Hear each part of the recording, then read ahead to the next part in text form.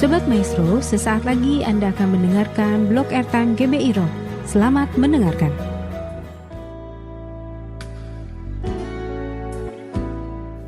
Hari ini kita melihat situasi di luar sana tidak mudah. Ada perkembangan pandemi yang luar biasa. Ada ketakutan. Tetapi bersama Tuhan, hidup kita bukan hidup dalam ketakutan. Kita bukan orang yang sembrono dan tidak peduli dengan protokol kesehatan dan aturan main. Tetapi dalam hal itu, kita tidak ada hidup dalam ketakutan. Apakah kita siap untuk senantiasa menyelesaikan segala tantangan dan persoalan? Oke, kalau begitu, yang perlu adalah surrender to the King. Berserah kepada Sang Raja. Berserah seperti apa sih? Berserah di dalamnya ada unsur percaya. Mungkin kalau ditanya, apakah saudara percaya kepada Yesus Kristus Tuhan? Apakah kita percaya? Haleluya. Banyak orang yang percaya. Tetapi, apakah betul kita mempercayakan seluruh aspek kehidupan kita kepadanya? Saya ambil sebuah ilustrasi. Suatu ketika, ada seorang pemain akrobat yang canggih. Kemudian, dia naik sepeda di atas kawat, sehingga orang lain melihat bahwa situasinya adalah situasi yang sangat-sangat menakutkan. Ini belum berfungsi. Nah kemudian, dia berjalan naik sepeda melewati kawat ini. Dan dia sampai di sebelah, lalu semua orang memuji dia. Semua orang kagum kepadanya. Dia katakan, wow luar biasa. Lalu dia bertanya, saya akan balik lagi ke sebelah. Apakah saudara percaya bahwa saya bisa melakukannya? Dan semua yang melihat itu mengatakan, percaya, percaya, percaya. Dan tepuk tangan. Kalau begitu, siapa di antara Anda yang mau saya bonceng untuk menyeberangi jurang yang ada ini? Diam semuanya. Dia tanya lagi, siapa di antara Anda yang mau mendampingi saya bonceng di sini?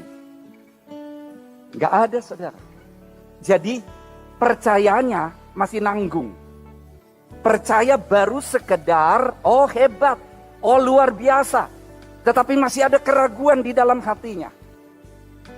Dia tanya lagi, siapa yang mau? Saudara tahu, akhirnya seorang anak kecil, dia katakan, saya mau. Lalu dia dibonceng sampai ke sebelah dan berhasil. Kemudian semua tepuk tangan. Lalu diwawancara oleh wartawan. Kenapa kamu percaya dan kamu berani untuk dibawa ke sebelah? Jawabnya adalah, karena dia adalah Papa saya. Oh, haleluya. Bukankah saudara dan saya dikatakan adalah anak-anak Tuhan, anak Allah? Kalau begitu, kita harus percaya kepada Tuhan yang kita sembah, bahwa Dia peduli terhadap hidup saudara dan saya. Kalau begitu, kita harus paham bahwa kalau bicara berserah, itu bukan pasrah. Kadang-kadang orang mengatakan, pasrah saja. Kita semua sudah paham bahwa pasrah itu adalah sesuatu yang tidak merupakan sikap yang proaktif. Berserah adalah sikap yang proaktif. Kita sering mendengar pasrah aja. Karena mereka nggak mengerti apa makna dari suatu kepasrahan. Tapi kalau disebut berserah, itu beda dengan pasrah. Kalau pasrah itu adalah keputusasaan. Tapi berserah adalah suatu sikap aktif. Jadi orang yang pasrah tampaknya seperti berserah, tapi pada dasarnya bukan berserah. Orang yang pasrah dilatar belakangi oleh keputusasaan. Orang yang pasrah dilatar belakangi oleh ketidakmampuan. Orang yang pasrah tidak didasari oleh iman. Kadang-kadang kita melihat tantangan di depan dan kita berpikir nggak ada lagi yang bisa kita lakukan. Itu pasrah. Kita harus segera sadar bahwa kita harus berserah. Orang yang berserah adalah orang yang bersifat bergerak aktif dan dasarnya adalah iman. Kalau dasarnya adalah iman, maka dia adalah orang yang bertindak, karena iman tanpa perbuatan adalah mati. Oke, saya akan bacakan firman dari Mazmur 31 ayat 2 sampai 6. Dikatakan demikian, ayat 2. Padamu Tuhan aku berlindung, janganlah sekali-kali aku mendapat malu. Luputkanlah aku oleh karena keadilan-Mu. Kalau begitu, perlindungan kita sebetulnya adalah Tuhan yang Maha Kuasa. Kita pakai masker, yes. Kita jaga jarak, yes. Kita lakukan yang memang baik, yes. Kita bertindak melakukan apa yang jadi kewajiban kita, yes. Tetapi kita tahu bahwa perlindungan kita adalah Tuhan. Ayat 3. Sedengkanlah telingamu kepadaku, bersegeralah melepaskan aku, jadilah bagiku gunung batu tempat perlindungan, kubu pertahanan untuk menyelamatkan aku. Daud luar biasa. Dia melihat Allah yang dia sembah adalah gunung batu tempat perlindungan. Gunung batu bicara kekokohan. Gunung batu bicara sesuatu yang tidak akan terguncangkan. Ayat 4. Sebab engkau bukit batuku dan pertahananku, dan oleh karena namamu engkau akan menuntun dan membimbing aku. Biarlah itu menjadi keyakinan dalam hidup kita, bahwa Tuhan menuntun kita, membimbing kita, karena tidak ada sesuatu yang sempurna. Ayat yang kelima, engkau akan mengeluarkan aku dari jaring yang dipasang orang terhadap aku, sebab engkaulah tempat perlindunganku. Apa yang sedang membelenggu saudara? Rasa putus asakah? Apa yang sedang membelenggu? Rasa dendamkah? Atau persoalan yang begitu berat untuk kita lalui? Tapi firman ini katakan, Tuhan akan mengeluarkan kita dari jaring-jaring yang membelenggu tersebut. Dan ayat yang ke-6, ke dalam tangan-Mu lah kuserahkan nyawaku. Engkau membebaskan aku ya Tuhan Allah yang setia. Kalau kita serahkan nyawa kita ke tangan Tuhan, berarti kita berserah kepada Dia. Berarti kita percaya kepada Dia. Makanya pemazmur katakan demikian. Serahkanlah hidupmu kepada Tuhan dan percayalah kepadanya, dan Ia akan bertindak. Serahkanlah hidupmu kepada Tuhan dan percayalah kepadanya, dan Ia akan bertindak. Ini dituliskan oleh Raja Daud, pemazmur. Apakah Raja Daud mengalami sesuatu yang serba sempurna? Tidak ada masalah, tidak ada persoalan, tidak ada tantangan? Oh, dia menghadapi banyak tantangan. Semua kita udah paham bagaimana Raja Daud. Sebelumnya juga dia dikejar-kejar oleh Raja Saul, buronan, sampai lari ke luar negeri. Kemudian setelah dia berkuasa, juga ada masalah di dalam keluarganya. Anaknya sendiri mau mengkudeta dia. Ada pembunuhan satu dengan yang lain. Musuh-musuhnya mau menekannya. Banyak persoalan, banyak tantangan. Tetapi dia yang mengatakan, serahkanlah hidupmu kepada Tuhan dan percayalah kepadanya, dan Ia akan bertindak. Kami punya tantangan, punya persoalan. Tapi yang kami tahu, Tuhan akan bertindak. Akan ada yang menjadi solusi yang Dia tunjukkan dalam hidup kita. Apakah saudara punya tantangan juga? Raja Daud bukan orang yang serba sempurna, tetapi dia tetap berserah kepada Tuhan. Makanya di dalam Alkitab dikatakan bahwa Daud adalah orang yang berkenan di hati Tuhan. Berkenan di hati Tuhan. Wow. Ini adalah suatu ungkapan yang luar biasa. Orang yang berkenan di hati Tuhan adalah orang yang berpikir sejalan dengan pikiran Tuhan, dan orang yang bergerak dan melangkah sejalan dengan arahan yang datang dari Tuhan.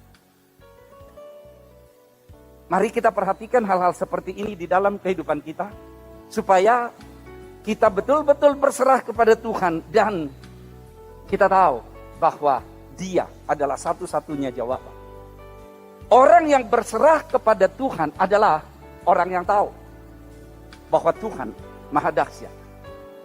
Gak mungkin kita percaya kepada orang yang kita ragukan kemampuannya. Kita nggak akan katakan, antarkan saya dong ke sana, tapi kita tahu orang itu adalah orang yang tidak bisa nyetir. Kita ragukan kemampuannya. Nggak bisa seperti itu. Dan kalau kita katakan, tolong dong ajarin aku suatu pelajaran. Tentu orang yang kita mintain tolong itu adalah orang yang paham pelajaran yang kita tanyakan. Saya, latar belakang saya adalah ngajar fisika. Tapi kalau orang tanya, ajarin saya dong kimia. Ya, saya bukan orang yang tahu itu. Jadi, untuk kita berserah kepada Sang Raja, untuk kita berserah kepada Tuhan, dalam segala aspek kehidupan kita, seperti yang dilakukan oleh Daud, maka yang pertama kita lihat apa yang disampaikan oleh ayat ini. Yesaya 46 ayat 9. Ingatlah hal-hal yang dahulu dari sejak purbakala, bahwasanya akulah Allah dan tidak ada yang lain. Akulah Allah dan tidak ada yang seperti aku. Apakah kita tahu Allah yang kita sembah tidak ada yang bisa menandinginya? Apakah kita tahu sejak purbakala dia adalah Allah yang sudah menunjukkan reputasinya, berkuasa, berdaulat. Kalau kita masih meragukan itu, kita sulit akan berserah kepada Tuhan. Kadang-kadang orang berpikir, kalau ada persoalan, jawabannya hanya siapa pejabat yang mau saya cari. Jawabannya hanya siapa jagoan yang bisa saya cari. Kita harus melangkah, berespons, proaktif. Tetapi kita tahu bahwa semuanya ada di tangan Tuhan yang luar biasa. Nah, kalau ini kita sadari, kalau ini kita ketahui, maka kita akan bisa berserah kepada Tuhan.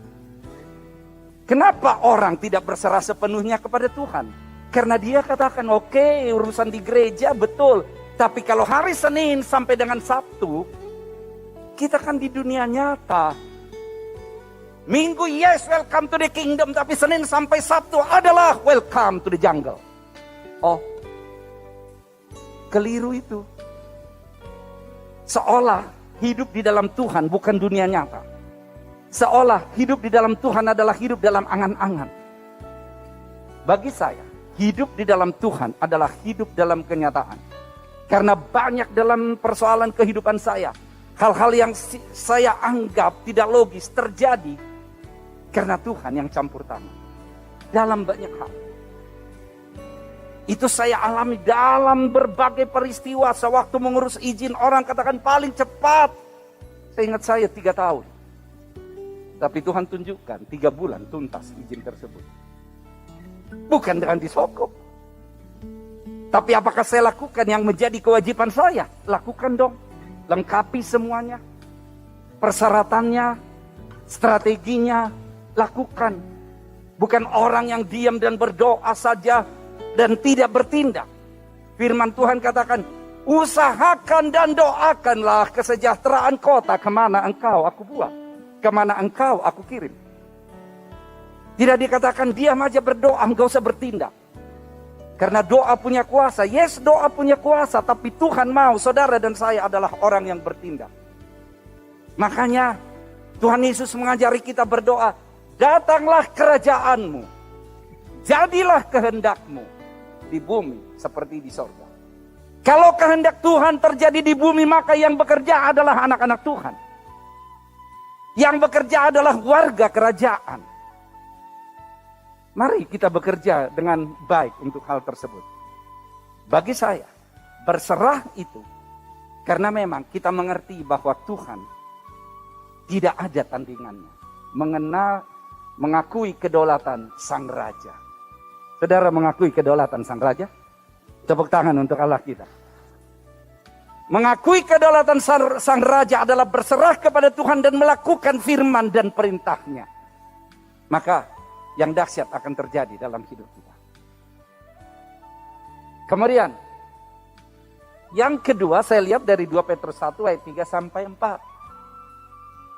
Karena kuasa ilahinya telah menganugerahkan kepada kita segala sesuatu yang berguna untuk hidup yang saleh oleh pengenalan kita akan Dia yang telah memanggil kita oleh kuasanya yang mulia dan ajaib. Saudara dan saya dipanggil, amin. Katakan, saya dipanggil. Kok ada yang takut? Wah, aku dipanggil Tuhan hari ini pulang ke rumah Bapa. Bukan itu maksudnya. Katakan lagi, saya dipanggil Tuhan untuk suatu peran yang Tuhan berikan untukku. Jadi ayat yang keempat, dengan jalan itu ia telah menganugerahkan kepada kita janji-janji yang berharga dan yang sangat besar, supaya olehnya kamu boleh mengambil bagian dalam kodrat ilahi dan luput dari hawa nafsu dunia yang membinasakan dunia. Wow, kalau kita lihat ini ternyata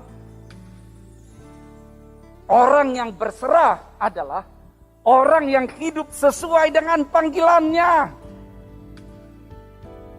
Kalau orang berserah tetapi lari dari panggilan Tuhan, saya pertanyakan, berserah di mana?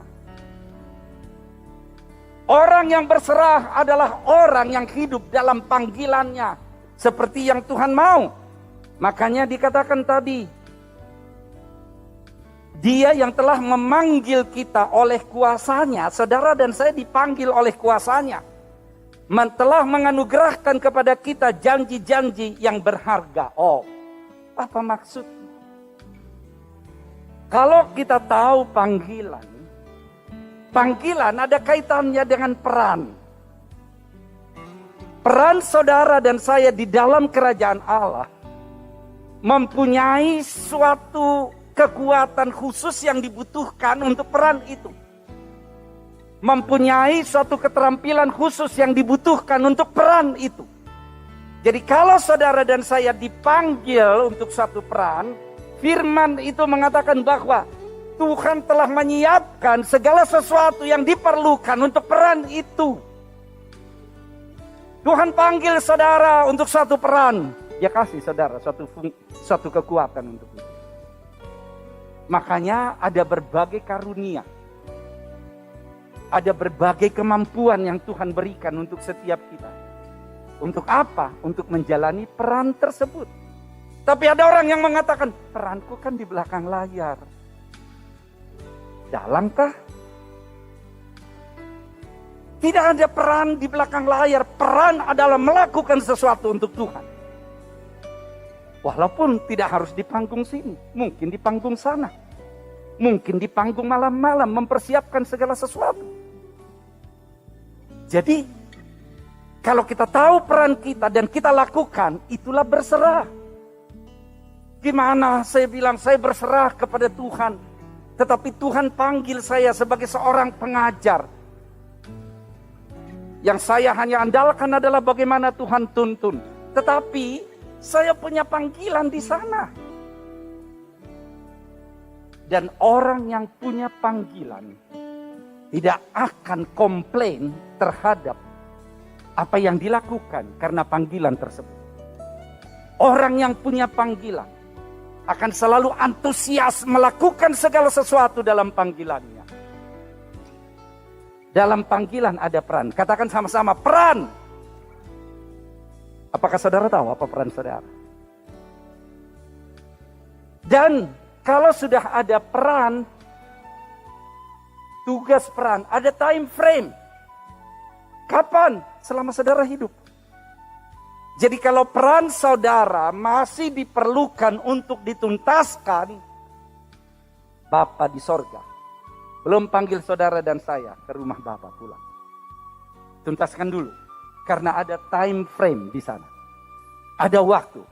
Makanya dikatakan hidup ini bukan sekedar perasaan yang membuat kita komplain, yang membuat kita tersinggung, yang membuat kita putus asa, yang membuat kita stres. Tapi hidup ini adalah kesempatan.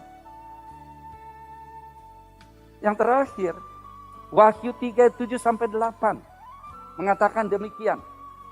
Dan tuliskanlah kepada malaikat jemaat di Philadelphia, inilah firman dari yang kudus, yang benar, yang memegang kunci Daud. Apabila ia membuka, tidak ada yang dapat menutup. Apabila ia menutup, tidak ada yang dapat membuka. Aku tahu segala pekerjaanmu. Lihatlah, Aku telah membuka pintu bagimu yang tidak dapat ditutup oleh seorang pun. Aku tahu bahwa kekuatanmu tidak seberapa. Namun engkau menuruti firmanku dan engkau tidak menyangkal namaku. Mungkin saudara katakan, udah persoalanku ada saat ini, tiba-tiba Omikron merajalela di depan sana. Maka aku tidak akan kuat menghadapi ini. Belum lagi soal jaga kesehatan. Belum lagi soal ekonomi. Belum lagi satu dan lain hal, bagaimana aku tidak sanggup. Tapi Tuhan tahu. Tuhan berkata, aku tahu kekuatanmu tidak seberapa. Jadi, orang yang berserah kepada Tuhan adalah orang yang mengandalkan kekuatan Tuhan karena dia tahu kekuatannya tidak seberapa. Firman ini disampaikan kepada jemaat Philadelphia. Saat ini saudara tahu keadaanmu. Tuhan tahu keadaan saudara. Tuhan tahu keadaan saudara. Jadi kita tidak mampu, tidak kuat dengan kekuatan kita. Tetapi Tuhan memegang kunci Daud yang kudus. Siapa yang kudus? Yang kudus adalah Yesus Kristus Tuhan. Kristus yang kudus, yang diurapi. Yang benar, yang memegang kunci Daud. Kunci Daud bicara kerajaan Allah. Kalau dia yang pegang kunci kerajaan Allah, kunci apa yang dibutuhkan dalam hidupmu? Kunci ekonomi, dia punya. Kunci hikmat, dia punya. Kunci mujizat, dia punya. Kunci apa? Tuhan tahu kekuatanmu tidak seberapa, tapi kalau engkau berserah kepada Tuhan, engkau adalah orang yang mengandalkan kekuatan Tuhan. Jangan andalkan kekuatanmu.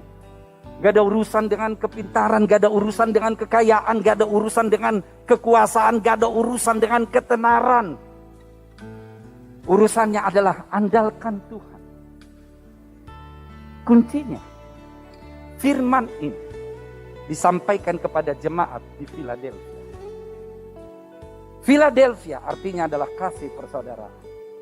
Kalau kita lihat ada 7 gereja di sana. Ini sekitar Turki, dekat dengan Syria. Ada di sana Judea, Yerusalem, bisa kita bayangkan di situ. Ada 7 jemaat. Dan rata-rata dicela. Engkau suam-suam kuku, tidak panas dan tidak dingin.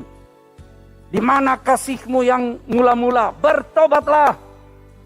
Kalau enggak, aku akan mencabut kekidianmu. Dicela. Ada 2 yang tidak dicela seperti itu. Salah satunya adalah Philadelphia. Philadelphia adalah jemaat yang kecil. Mungkin engkau katakan, aku adalah kecil, keluargaku enggak ada apa-apanya, pekerjaanku juga kecil. Usahaku juga kecil. Firman ini datang kepada jemaat yang kecil di Philadelphia. Kenapa kecil? Karena itu adalah kota kecil. Kenapa orang gak mau datang ke kota kecil itu? Karena itu daerah gunung berapi dan di situ banyak gempa. Tetapi tantangan memang banyak. Hanya saja mereka dikatakan tadi tetap setia kepada Tuhan. Kalau kita lihat, aku tahu bahwa kekuatanmu tidak seberapa, namun engkau menuruti firmanku dan tidak menyangkal namaku.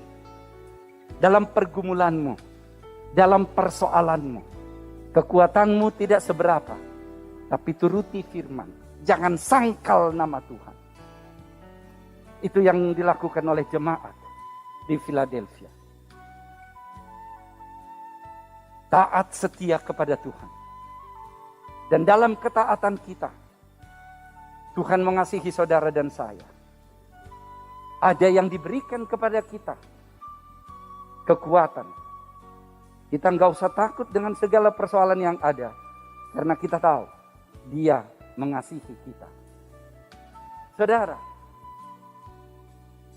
tidak ada yang bisa kita andalkan. Tidak ada yang bisa kita sombongkan. Kita hanya berserah kepada Tuhan.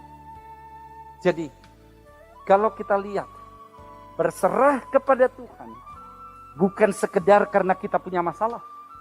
Tetapi dalam segala kondisi, lagi ada masalah, tidak ada masalah, lagi sukses, lagi ada tantangan, lagi keadaan apapun, berserah kepada Tuhan. Berserah kepada Tuhan, bukan hanya hari tertentu, tapi setiap saat, setiap hari berserah kepada Tuhan.